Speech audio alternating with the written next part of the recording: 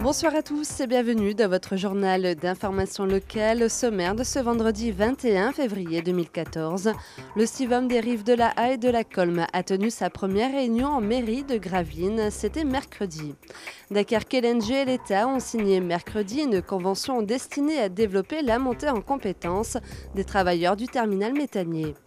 BGE Flandre Création et My Major Company ont créé une plateforme de financement participatif afin d'aider les entrepreneurs à créer leurs projets. Depuis le 1er janvier 2014, existe le CIVOM des Rives de la Haye et de la Colme. De nouveaux projets vont se mettre en place, des manifestations vont être impulsées. C'est d'ailleurs ce qui a été présenté lors de la première réunion de ce nouveau CIVOM. C'est mercredi soir en mairie de Gravelines que s'est tenue la première réunion plénière du nouveau comité syndical du Grand CIVOM, celui des Rives de la Haye et de la Colme. Les représentants des communes ont lancé la consultation pour la gestion du service de l'eau sur les communes hors communauté urbaine, c'est-à-dire pour les communes rurales. L'occasion également pour le président Bertrand Ringot de lancer les autres projets dont auront à débattre les représentants du syndicat intercommunal. Nous avons aussi lancé des travaux sur le port, vous l'avez constaté, sur le port départemental de Gravelines-Grandfort, des travaux d'aménagement des pontons, donc 1 300 000 € de travaux qui vont démarrer sur le bassin Vauban, sur le quai des Islandais et à Petit-Fort-Philippe sur l'anse des Espagnols. D'autres idées sont également à l'étude, des projets touristiques autour du stade nautique, sur la mise en valeur du patrimoine ou encore dans le domaine fluvial et pourquoi pas une remontée en puissance de la fête de l'eau douce, l'eau, élément fédérateur s'il en est, qui ferait un beau lien entre les communes de la Colme et celles de l'Aa. Le chantier du terminal méthanier est à mi-parcours, autant sur le plan technique que sur le planning d'avancement. Après les travaux de BTP en 2012 et de génie civil en 2013, Dunkerque LNG s'attaque maintenant à de nouvelles phases, le montage mécanique avec de nouveaux emplois à la clé. Le chantier du terminal méthanier continue à recruter. Après des embauches favorisant les demandeurs d'emploi longue durée, 2014 va contribuer à l'embauche des jeunes. Pour cela, Dunkerque LNG et l'État ont signé mercredi dernier une convention destinée à pérenniser les compétences des travailleurs du terminal méthanier. C'est une convention qui s'appelle Ancrage territorial. En fait, c'est clairement pour préparer la deuxième partie du chantier, les 2 ans qui sont devant nous. Et cette convention vise d'une part à recruter sur le chantier 50 jeunes en contrat d'alternance d'une durée moyenne d'1 an. À l'issue desquels ces 50 jeunes trouveront un emploi sur des entreprises, soit des entreprises qui travaillent sur le chantier, soit des entreprises du territoire. Après avoir recruté dans le secteur du BTP et du génie civil, Dunkerque LNG va maintenant essentiellement embaucher dans le secteur de la métallurgie et de l'industrie. Ça peut être des contrats de professionnalisation ou des contrats d'apprentissage. Et les métiers que nous avons actuellement sur le chantier, c'est beaucoup des métiers de montage mécanique, parce que c'est la phase actuelle du chantier. Donc on aura pas mal de métiers autour de soudage, montage mécanique et opérations après de mise en exploitation des installations. Ce dispositif destiné à valoriser l'expérience acquise par les salariés du chantier et à sécuriser leur parcours professionnel débouchera sur des embauches à la sortie du chantier. 3 entreprises se sont déclarées intéressées par cette démarche, CMP Dunkerque, Razelbeck et Entrepose Projet. Les internautes sont de plus en plus enclins à financer des projets qu'ils choisissent. Le crowdfunding, autrement dit le financement participatif, connaît actuellement un essor mondial. Mardi dernier, My Major Company, connu pour avoir lancé des artistes comme Grégoire, s'attaque maintenant à la création d'entreprises. Créer ou développer son entreprise grâce au financement participatif, c'est désormais possible grâce à notre petiteentreprise.com. Une plateforme née d'un partenariat entre BGE Flandre Création et My Major Company. Les entrepreneurs qui ont des projets les exposent sur le site mymajorcompany.com en se basant sur un système de dons contre dons. En échange des dons des internautes, les porteurs de projets proposent des contreparties. À 5 € vous aurez ceci, à 500 € vous aurez cela. Et de contribution en contribution, on se rapproche de l'objectif. Donc tout le monde s'y retrouve. Le porteur de projet qui va pouvoir lancer son activité grâce au grand public et le grand public qui a accès en avant-première aux produits, mais aussi au fait de pouvoir partager la vie d'entrepreneur avec le porteur de projet.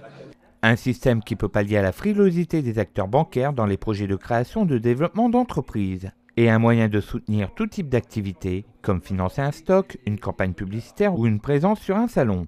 Avec l'aide de BGE Flandre Création, le porteur de projet fixe la jauge de contribution à atteindre. Celle-ci doit être complétée en moins de 3 mois pour être validée. Dans le cas contraire, personne n'y perd. Alors il n'y a aucun risque dans le financement participatif, tout simplement parce que l'entrepreneur il a accès au financement avant même de pouvoir lancer son activité.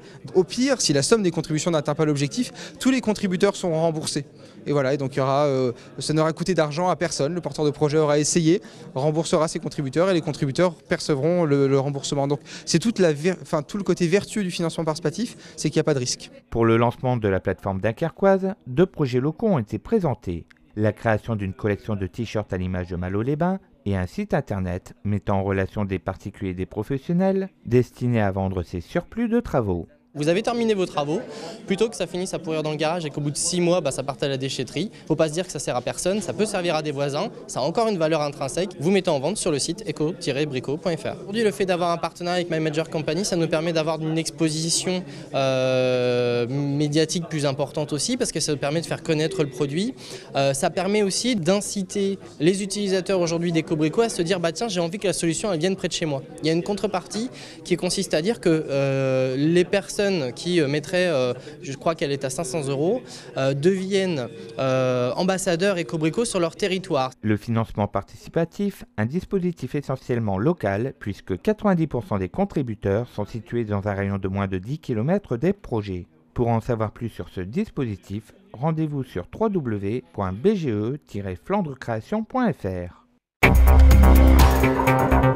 Le vernissage de l'exposition Graver la Grande Guerre aura lieu ce samedi 22 février à 18h30 au musée du dessin et de l'estampe originale de Gravelines. Présentation avec son directeur Paul Ripoche.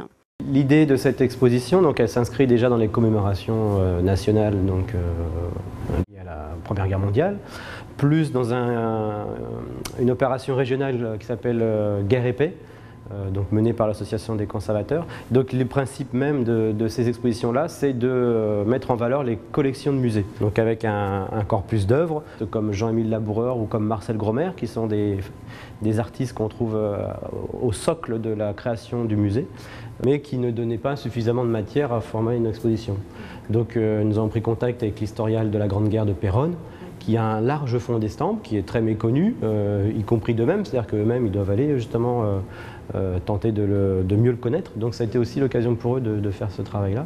Et ainsi on rassemble ces 2 collections pour former cette exposition, avec un 3e partenaire qui est un collectionneur privé, qui nous a prêté 2 beaux ensembles, en fait, un de André Marre et l'autre de Charles Martin, où on voit aussi, cette fois, ce sont des livres, en fait, des petits portefeuilles comme ça, très, très beaux, qui traitent toujours, évidemment, de l'homme dans ce conflit. C'était davantage de voir comment l'homme a vécu cette période, qui pour nous aujourd'hui, même si 100 ans finalement au regard de l'histoire c'est pas très loin, c'est déjà une autre époque, parce que c'est vraiment une guerre qui termine un monde et qui en ouvre un nouveau, qui sera le XXe siècle.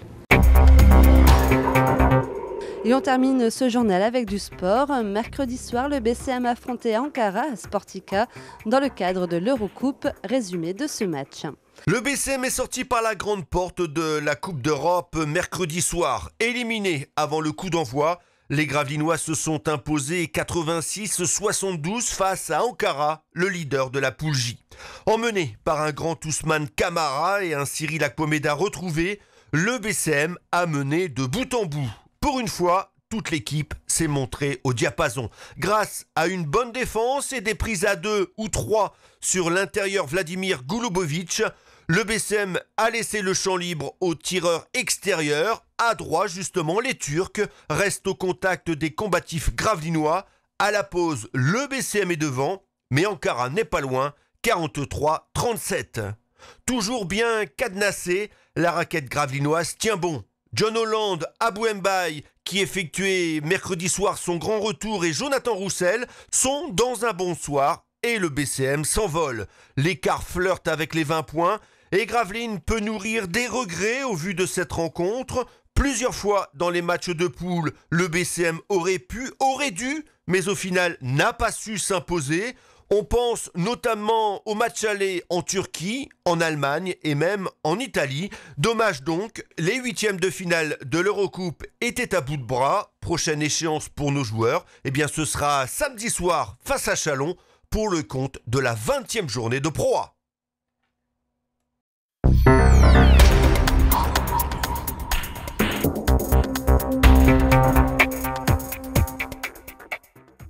Voilà, c'est la fin de cette édition. Merci à tous de l'avoir suivi. L'information locale revient lundi dès 18h30. Bonne soirée à tous sur Delta TV.